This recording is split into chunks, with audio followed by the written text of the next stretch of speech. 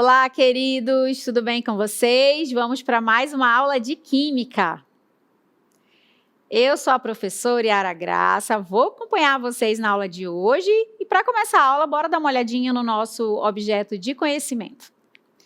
Para a aula 14, o objeto de conhecimento é geração e transmissão de energia elétrica, usinas de geração elétrica, eficiência energética e impacto ambiental. Formas sustentáveis de obtenção e armazenamento de energia elétrica, consumo consciente de energia elétrica e também propriedades dos materiais. Já no detalhamento, a gente vai falar um pouquinho sobre eficiência energética de diferentes combustíveis e também fontes de energia renováveis e não renováveis, tá bom, gente? Então, a aula de hoje tem tudo a ver com a química ambiental, esses conceitos de fonte renovável e fonte não renovável de energia, e para entender um pouquinho melhor esse funcionamento e como a química faz parte de toda essa engrenagem, tá bom? Então, vamos para a aula.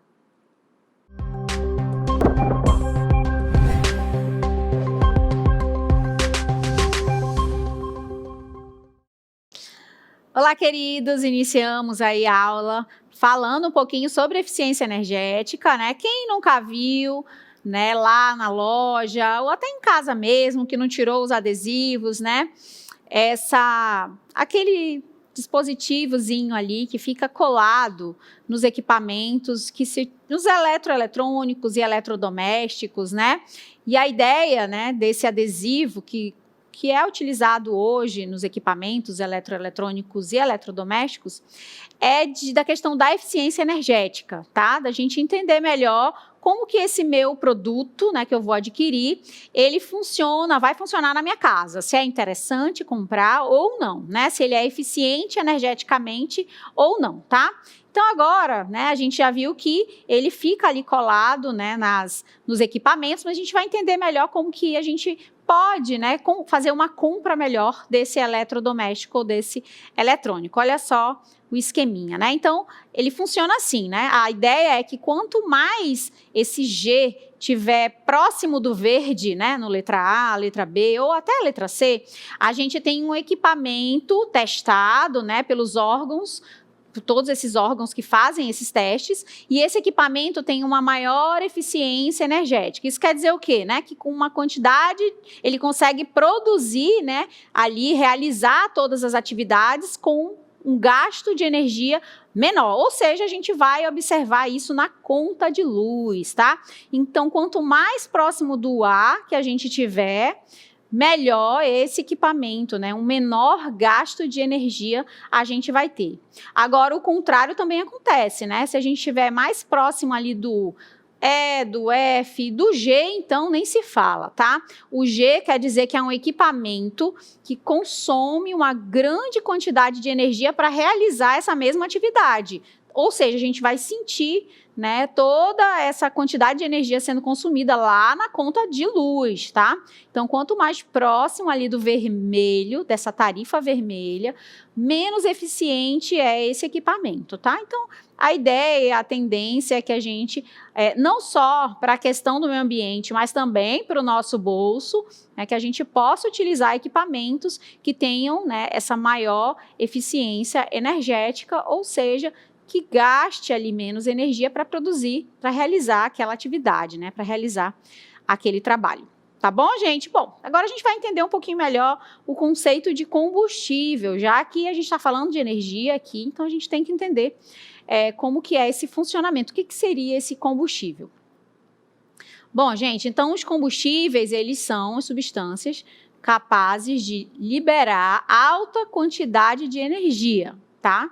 Então, todo combustível tem essa capacidade de liberar energia sob forma de calor ao reagir com um material comburente. Geralmente, esse comburente em questão é o oxigênio, gás oxigênio, O2, em um processo, em uma reação que a gente chama de combustão. Mais comumente, nós costumamos chamar essa reação de queima. Está queimando alguma coisa? É combustão, tá? Quimicamente falando, aqui no nosso vocabulário químico, a gente vai trocar esse termo queimar algo pelo processo de combustão, tá bom? Continuando, olha, os combustíveis derivados de fontes renováveis de energia têm ganhado importância, né, aí por todo o mundo, tá? E aí a ideia, né, que eles podem dar origem a ciclos sustentáveis. Então, quando a gente fala de combustíveis renováveis, são aqueles em que é possível, eles podem se recuperar rapidamente, né? E aí a gente pode gerar um ciclo de sustentabilidade, diferente dos combustíveis não renováveis, né? Que são aqueles em que os ciclos são tão longos, que dificilmente a gente conseguiria fazer essa reposição, né, de material. Os combustíveis derivados de fontes não renováveis são, em sua maioria, provenientes dos que a gente chama de combustíveis fósseis, né? O mais conhecido de todos eles é o petróleo, né, que gera aí vários outros derivados, né, de combustíveis. E eles contribuem para o desequilíbrio ambiental. Eu acho que essa é uma das maiores máximas aí com relação às fontes de energia não renováveis, né? Essa questão de afetar drasticamente o nosso meio ambiente. Como essas fontes energéticas não se renovam rapidamente, o uso dele não é sustentável, né, gente? Então, a gente está falando de um recurso que leva décadas e séculos e milênios para se formar, né? Então, com certeza, é algo que não pode ser pensado a longo prazo, né? Então, é algo para ser utilizado já, porque vai acabar já, rapidamente, e a gente não vai ter como repor esse material. Então, esse aí é o não renovável, tá? Que é o caso dos combustíveis fósseis. Os renováveis são esses que nós vamos tratar também na aula de hoje, ok? E aí, eu gravei aí um vídeo para vocês, para explicar um pouquinho melhor sobre essa ideia dos combustíveis, sobre a reação de combustão, como que ela funciona, tá? E quando eu falo de combustíveis, eu estou falando tanto dos renováveis quanto dos não renováveis. Isso serve para todos, né? Todos eles acabam entrando aí no mesmo conceito de combustíveis. Só que um deles a gente observa que, né, leva muito tempo para se recompor, ou seja, não é sustentável, são os não renováveis, e aquele que rapidamente pode ser substituído, né? Pode ser produzido. Esse daí é o renovável, ou seja, ele é sustentável, tá bom? Então, bora dar uma olhadinha aí no vídeo. Então, vamos falar um pouco dos combustíveis. Combustíveis são substâncias que reagem com um comburente, liberando energia na forma de calor, geralmente de maneira vigorosa, formando inclusive chamas e gases. O comburente mais comum aqui no nosso planeta é o gás oxigênio, né, que tem essa fórmula aqui, o O2. A reação entre o combustível e o comburente, ela é sempre exotérmica, ou seja, libera energia para o ambiente e é chamada de combustão. Então, todo processo que libera energia para o ambiente é uma combustão. A maior parte dos combustíveis é formada por hidrocarbonetos, que são moléculas constituídas principalmente de carbono e hidrogênio, ok? Então, assim, né, a principal substância formada a partir dessa reação é o dióxido de carbono, o CO2. Observe aqui agora a equação de uma reação de combustão. Nós vamos ter um combustível, o comburente, né, que é a substância O2, formando o CO2, gás carbônico, a água, que também é um dos produtos da combustão, e liberando bastante energia para o ambiente. Algumas substâncias combustíveis podem possuir outros átomos na sua composição, como é o caso do enxofre. Então, quando isso acontece, um dos produtos formados é o SO2, o dióxido de enxofre, tá? Ao invés de produzir CO2, vai produzir o SO2. São substâncias que contribuem para a poluição atmosférica e principalmente intensificam o efeito estufa. A energia liberada pela combustão de um material combustível deriva das suas ligações químicas. Então, dependendo do tipo de ligação química, a gente vai ter uma quantidade de energia liberada específica. Por isso, a combustão é um processo de conversão de energia química em energia térmica, né? Então, a partir da quebra dessas moléculas, a gente vai ter a geração de energia, de calor sendo liberado para o ambiente. Os combustíveis são de extrema importância na nossa sociedade, pois a energia térmica liberada, nessa combustão é utilizada para gerar trabalho mecânico, como podemos observar, por exemplo, nos motores dos automóveis. O calor gerado na combustão também é aproveitado em processos de aquecimento, como é o caso do cozimento, e em processos industriais. Por aqui a gente falou mais sobre a reação de combustão. Espero que vocês tenham entendido. Até mais! Para a gente entender um pouquinho melhor esse funcionamento, como se dá o processo de combustão e, como eu já falei, aquela equação e todos esses conceitos, combustível, comburente, ele se aplica, aos combustíveis, seja ele renovável ou não renovável, tá bom? Bora dar uma olhadinha agora nessa classificação dos combustíveis de acordo com o tempo de formação, tá? Então, a gente pode considerar aí um combustível renovável, ou seja, não fóssil, pelo seu tempo aí de formação. É um combustível renovável ou não fóssil, são aqueles formados por recursos naturais que se renovam em intervalos de tempo curtos, tá? Então, pouquíssimo tempo para se formar. Bons exemplos são energia, a partir do biodiesel, do etanol e da madeira. São recursos que levam pouco tempo para se formar.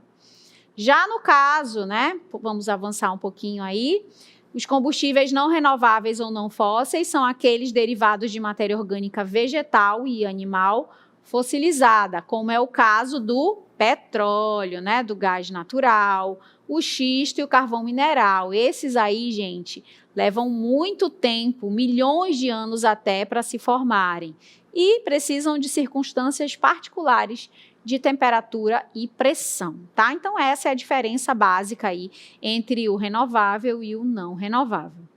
Bom, agora a gente vai focar um pouco mais nas energias renováveis, que são aquelas que se regeneram espontaneamente ou através de interação humana rapidamente, tá? São consideradas energias limpas, pois os resíduos deixados na natureza são quase que nulos, tá? Então, são consideradas aí fontes de energia limpa na nossa natureza. Bom, vamos dar uma olhadinha em alguns exemplos de energia renováveis. A gente não vai conseguir trabalhar todos, mas alguns deles sim. Então, nós temos as hidrelétricas, que são oriundas da força da água dos rios, a solar, que vem do sol, a eólica, dos ventos, a geotérmica provém do calor do interior da terra, a biomassa, procedente de matéria orgânica, mares e oceanos, como o nome já diz, a força das ondas, e também o hidrogênio provém de reações de hidrogênio e oxigênio, que também liberam muita energia, tá? Já no caso das energias não renováveis, são aquelas que, uma vez esgotadas, não podem mais ser regeneradas, pois é necessário muito tempo para a formação na natureza. Então, apesar de serem encontradas na natureza, são fontes naturais, elas são finitas, as suas reservas vão acabar, rapidamente ainda, tá? Porque a gente já utilizou bastante desses recursos. São consideradas energias poluentes, porque elas acabam causando danos para o meio ambiente. Alguns exemplos dessas energias não renováveis são combustíveis fósseis, como o petróleo, carvão, mineral, o xisto e o gás natural. E também eu encaixo aí nessa energia não renovável a nuclear, que ela necessita do urânio e do tório para ser produzida, e na nuclear ainda tem a questão do resíduo nuclear, esse lixo nuclear, que também é um problema, para o meio ambiente. Agora a gente vai focar em alguns tipos de energia, tá? Começando aí com a solar, que é energia renovável obtida pela luz do sol, utilizada para o aquecimento da água, que se transforma aí em energia térmica, ou então como fonte de energia elétrica. Assim como a energia eólica, ela é uma das mais limpas fontes de energia e é também uma das que mais crescem no mundo, tá? Agora a gente vai ver um vídeo que ele vai mostrar como que se dá esse funcionamento da energia solar. Como funciona a energia solar? A energia solar é proveniente da luz do Sol e obtida através de placas solares, que têm como função captar a energia luminosa e transformá-la em energia térmica ou elétrica. Além disso, esse tipo de energia pode ser obtido nas usinas solares compostas por inúmeros painéis que captam a energia do Sol. Olha aí, né? Então, a partir de toda essa energia que o Sol pode nos dar diariamente, né, é possível gerar essas duas formas aí de energia, né? Térmica ou diretamente energia elétrica, tá?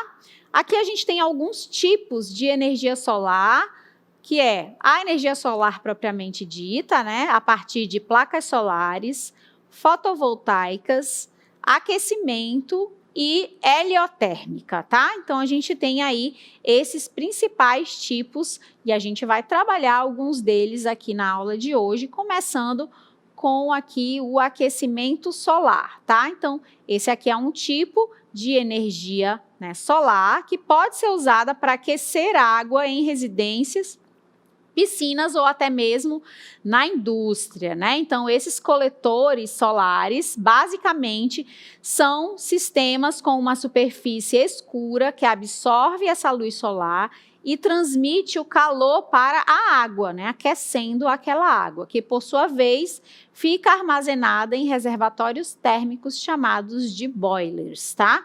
Então, esse tipo aqui é específico para o aquecimento de água.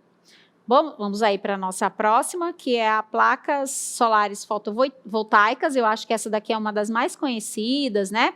Que essas a gente já consegue observar em escolas, hospitais e até residências, indústrias, né? Então, os painéis ou placas fotovoltaicas utilizam um método direto de produção de energia elétrica, tá? Então, esse tipo aqui captura a energia do Sol e já transforma em energia elétrica.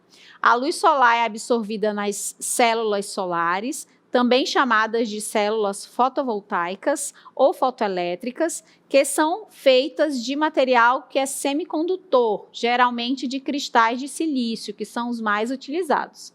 As partículas de luz solar, que são os fótons, quando entram em contato com esses átomos de silício, provocam o deslocamento dos elétrons, gerando assim uma corrente elétrica que é usada para carregar uma bateria, né? Então, além da placa, né, também nesses locais onde se utiliza, né, esse tipo de energia, também tem uma bateria de armazenamento, tá? E energia heliotérmica, né, que já é um outro tipo aí da classificação da energia solar, elas também são chamadas de CSP, tá? E ela consiste em um método indireto de produção de energia elétrica, em que a luz solar é refletida por espelhos e concentrada em forma de calor. Então, nesse caso aqui, a energia gerada é energia térmica, é calor, tá? Em um receptor. Em seguida, essa energia é transformada em energia mecânica, né? Então, de movimento, e por fim, em energia elétrica, de forma semelhante ao que acontece em uma usina termoelétrica. Então, nesse caso aqui da heliotérmica, né, já é algo bem maior, né, para produzir uma quantidade de energia elétrica bem maior. Então, além de produzir energia elétrica, a energia heliotérmica pode ser usada para usinas que requerem altas temperaturas para produzir energia elétrica, sem a necessidade de utilizar combustíveis fósseis, tá? Então, é uma maneira aí, por exemplo, das indústrias, né, das grandes indústrias que precisam de muita eletricidade, substituir, né, a energia a partir dos combustíveis fósseis, tá bom, gente? Agora a gente vai falar um pouquinho do nosso astro-rei, tá? Porque a gente está falando de energia solar, então a gente vai falar um pouquinho do Sol.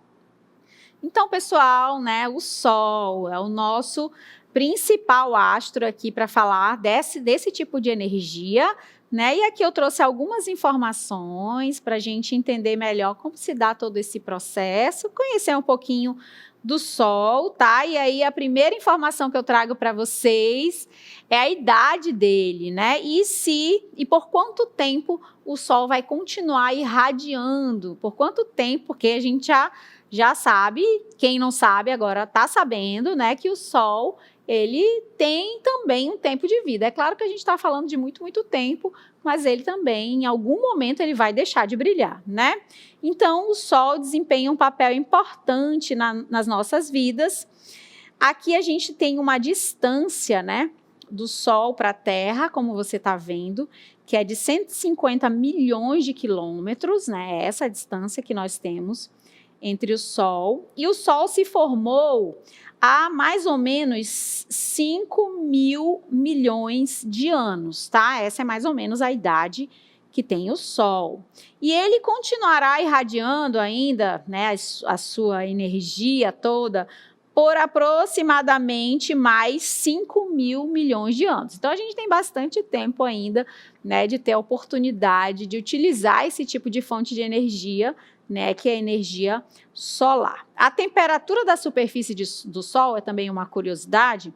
Ela é de 5.500 graus Celsius. É algo que a gente não consegue nem imaginar, mas a gente sabe que é muito, muito quente, né? E no núcleo do Sol, se fosse possível chegar lá no núcleo do Sol, é ainda mais quente, né? Teria uma temperatura de 13 mil milhões de graus Celsius, tá? Também é algo impossível aí de se imaginar, tá?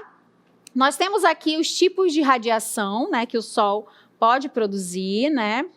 Então, a energia solar é irradiada principalmente sobre a forma de radiação ultravioleta, né? E aí nós temos aqui a ultravioleta sendo representada ali, aquele menininho pegando o Sol ali, né? Quando a gente tem, né, alta radiação ultravioleta, né? E aí pode causar queimaduras, como a gente já sabe, né? Então, olha só. A radiação ultravioleta, que a gente chama de UV, é prejudicial, pode causar queimaduras solares, pode causar doenças graves, como é o caso do câncer de pele, né, uma doença gravíssima causada pela radiação solar. Tá bom, gente? Então, aqui nós temos... essa informação também é bem legal. Quantos watts gera o Sol? Né? Se a gente pudesse ali armazenar toda a energia que o Sol produz, né? Então, por exemplo, um secador, cerca de 2.000 watts, né? Uma central nuclear, olha a quantidade aí, mais de 2 milhões de watts. Olha quanto geraria o Sol. Eu não consigo nem dizer quantos zeros a gente tem aí, né? A capacidade de geração de energia que o Sol tem, tá, gente? Então, só para reforçar que a energia solar, né, que a energia eólica, solar principalmente, né, deveria, né, ser uma política, né, importante como matriz energética de todo o planeta, né, já que é uma fonte inesgotável ou praticamente inesgotável de energia. Ok? Agora a gente vai falar de um outro tipo, que é a hidrelétrica. Bom, então vamos ver um pouquinho aí sobre as hidrelétricas rapidamente, né? Então, como pode ser utilizada a energia hidrelétrica? Lembrando que esse tipo de energia é aquela proveniente das águas, né? Como podemos utilizar a energia da água, tá? E a humanidade, ela já tem tirado proveito das hidrelétricas já há bastante tempo, não é nenhuma novidade, né? Então, a força da água, a força, né, gerada a partir do movimento da água, já é algo bastante antigo, né? Em algumas vezes, né? Quem nunca viu nos filmes aqueles moinhos, né, em que a água vai circulando, ali já é uma maneira, né, de se utilizar a água para gerar, né, uma certa energia. E como funciona, né? Aqui a gente tem um esqueminha de funcionamento de uma central hidrelétrica, né? Hoje em dia a energia elétrica é utilizada principalmente para produzir eletricidade, né? Então é a principal utilização desse tipo de energia. Numa central hidrelétrica, a água represada faz girar uma turbina, né? Então, a água gera esse movimento, né? Essa energia do movimento, que por sua vez, a partir desse movimento, é possível, né, armazenar através de um gerador e produzir eletricidade, tá? Então, é dessa maneira. Aqui também a gente tem uma imagem, né, do que seria uma represa de hidrelétrica, tá bom? Então, essa também é uma das formas renováveis de energia, já que a gente está falando, né, de represamento de água, tá? Então, também é algo que é possível, né, que é possível ser sustentável, porque é possível ser renovado, né, em curto espaço de tempo, tá bom? Bom, vamos continuar falando agora da importância dos combustíveis, né? Então, a gente já vem falando que esse combustível, né, ali é importante para a geração da energia, que a gente tem falado durante a aula, e ele pode ser renovável ou não renovável, né? E do ponto de vista histórico, a descoberta do fogo, né, é a primeira energia gerada que a gente aí tem ideia, né, tem noção. Então, e ela é gerada a partir da queima da madeira, e ela foi essencial para a sobrevivência dos seres humanos, né? Então, para a gente chegar onde a gente está hoje, com certeza a descoberta desse combustível foi muito importante. Hoje em dia, no entanto, muitas guerras e conflitos no mundo são ocasionados pelo controle de regiões que são ricas no principal combustível, que é o petróleo, né? Hoje ainda a matriz energética de boa parte dos países ainda, né, são as fontes de combustíveis fósseis, o petróleo mais especificamente. Então, o petróleo e seus derivados dominam as notícias, principalmente quando se fala de economia. Então, afinal, vamos avançar aí, né? A matriz energética mundial ainda, olha só esse dado, né, gente? 80% de toda a matriz energética do mundo ainda é proveniente de fontes não renováveis, tá? Incluindo o petróleo e todos os seus derivados, além do gás natural e do carvão mineral. Então, gente, está falando de que apenas 20% de toda a matriz energética do mundo são de fontes renováveis. Todo o restante ainda, né, ali faz parte do grupo dos não renováveis, né, dos combustíveis não renováveis. Cada vez mais os países e as empresas são impulsionados a atualizar essa matriz energética, diminuindo principalmente a dependência que eles têm dos combustíveis fósseis, tá? Então, a ideia, né, é que seja cada vez mais impulsionado essa troca, porque a gente já sabe que o petróleo, né, não renovável, ou seja, uma hora ele vai acabar e não vai demorar muito, tá, gente? As reservas já estão aí nos seus últimos suspiros, vamos dizer assim, né? Então, essas novas tecnologias, essa energia renovável precisa se desenvolver cada vez mais para que a gente possa, né, de maneira gradativa e substituindo esse combustível fóssil por energias mais limpas. Como é que funciona aqui no Brasil? Olha só. No Brasil, esse quesito, né, destaca-se como uma matriz energética e hoje nós temos aí esse desenho que você está vendo é legal, né, porque a gente tem no nosso país cerca de 50%, né, já da nossa energia sendo, né, a partir de fontes renováveis, tá? Com ênfase principalmente no etanol, tá? Nesse combustível gerado a partir da cana-de-açúcar. E aí nós temos um esqueminha, é quase 50%, né? Nós temos ainda em vermelho o petróleo e seus derivados, né? E aí nós temos o etanol, né, como esse de laranjadinho, derivado da cana-de-açúcar, com 19%, né, dessa quantidade de energia sendo gerada. As hidrelétricas ainda tem uma porção bem grande, de 12%, e o gás natural também uma porção de 11,8%, tá? Então, é interessante perceber que o Brasil está na vanguarda, né, dessa renovação da matriz energética, justamente por conta do etanol, né, que é o nosso principal carro-chefe com relação a isso, tá? E para a gente finalizando a aula de hoje, né, a gente tem que pensar um pouquinho no nosso futuro, né, no futuro da humanidade. Como, né, a gente conhece hoje, ela depende muito das alterações e dos modelos de consumo dos combustíveis, tá? Então, tudo o que a gente for pensar daqui para frente, né, em relação à humanidade, em relação a países, é preciso pensar um pouquinho sobre essa ótica, né, dos combustíveis e a necessidade também de ampliar, principalmente as fontes renováveis de energia, e isso é urgente, né? Isso não é para amanhã, não, é para ontem, né? Em razão, principalmente, dos graves impactos ambientais causados ao meio ambiente pelo uso dessas fontes não renováveis e tão poluidoras como é o caso do petróleo. Ou seja, né, a contribuição dos combustíveis para o desenvolvimento da humanidade, ela é inegável. Então, a gente pode pensar no homem que descobriu o fogo lá há muito tempo atrás, né, e todas essas novas tecnologias que vêm surgindo para a produção de energia renovável. Contudo, né, os impactos